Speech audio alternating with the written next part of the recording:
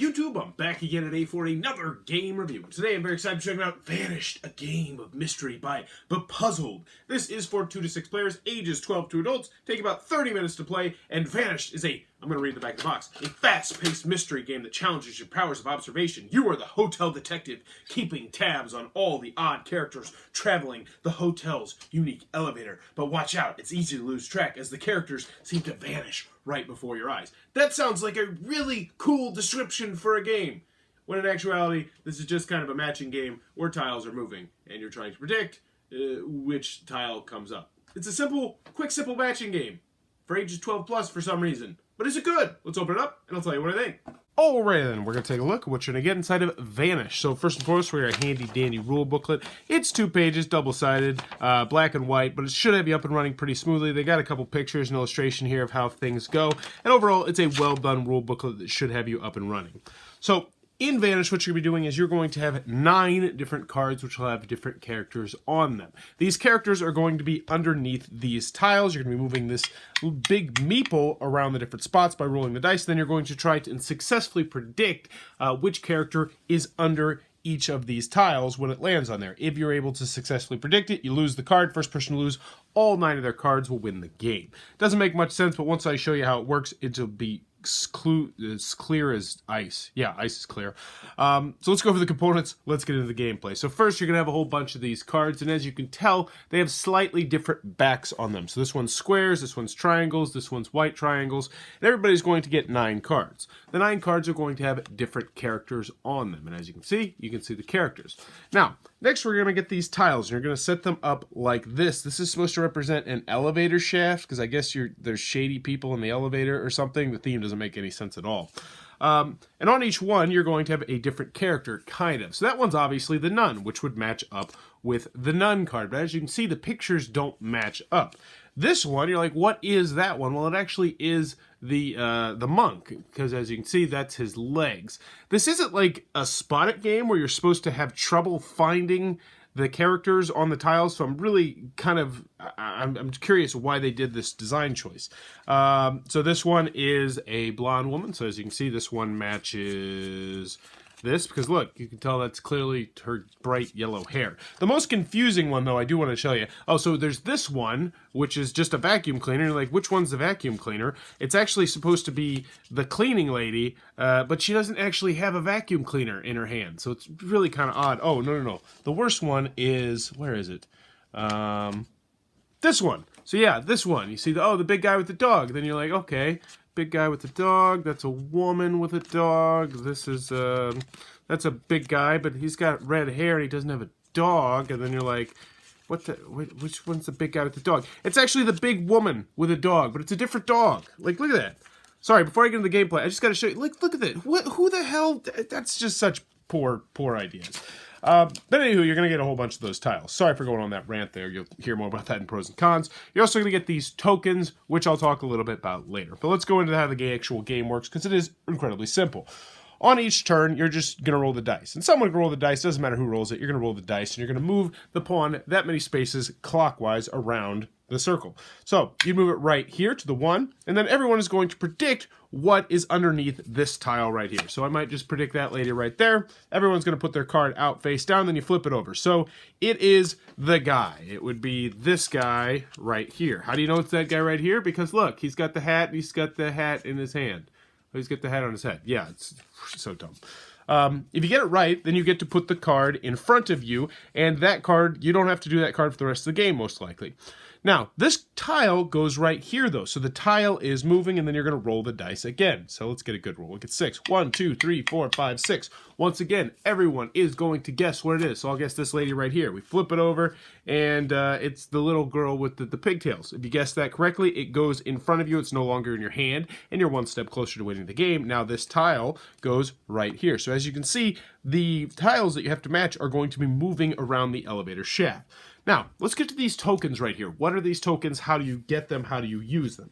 Well, let's pretend that we had got this guy correctly, so that card was in front of us, and we had got her correctly, and that card was in front of us, and it went, 1, 2, 3, 4. And we said, oh my gosh, I know what that is. So what you can do on your turn is you can gamble and say, I know it's her. because I remember that we just put it there. You don't actually say it out loud, but you put it in front of you.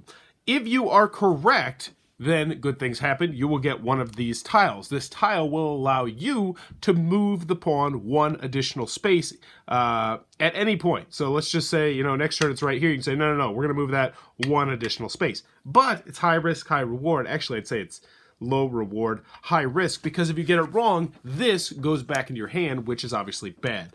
Most of the time, I didn't really do it, but still, I mean, you might do it if you have a really good memory. Anywho, you're going to continue to play this until someone has completely ran out of cards, at which point they will be the winner of Vanished, and that, in a nutshell, is how the game is played. Alrighty then, Vanished from Bepuzzled. What are my final thoughts? Let's go over the pros, let's go over the cons. First, on the con side, the theme's stupid. The theme doesn't make sense. We're a detective, we're trying to find all these people in the elevator. I don't know. You know, I appreciate the fact that they tried to put theme into the game, but they did not succeed. The theme does not come across at all. The next con I have of this game is why, dear God, did they make the choice to not make the cards match the tiles? It's just an unnecessary step to the game. Well, yes, it does make the game slightly more difficult. It's not difficult in a good way. It's like they added an extra layer on an onion, but the layer was chocolate. And you're like, what the hell? Why'd you put chocolate on the onion? Like, yes, it makes it more difficult to eat the onion and peel the onion, but it doesn't really add that much to the game.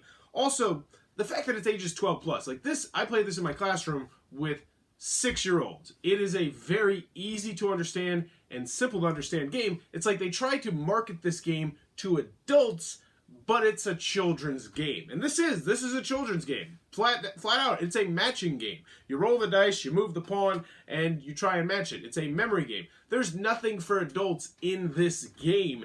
And that's my biggest problem that I have with this game, is that I felt like it was weirdly marketed towards adults when it in fact is a children's game. Also, the box is really going to annoy some people. A, it's way, way, way too big. Like, look at this. That's in there. That's the box insert. So, I mean, there's like this much space they need. This box could have been so much smaller. Everything you need fits into this tiny little box insert. I don't know why they decided to make the box like this. It's annoying. It's dumb. It's frustrating. And it's probably the biggest reason why I'm not going to keep this game, which is, I think, a good children's game. Not a good family game, which means you can play it. Well, I mean, you can play this with your family, so it is a family game. But this is a game that kids can play by themselves very easily because the rules are simple. I'll get more to that in the pros. But I just don't understand so many choices that they made with this game. And it boggles my mind, some of the choices they made with this game. Any other cons that I have with the game?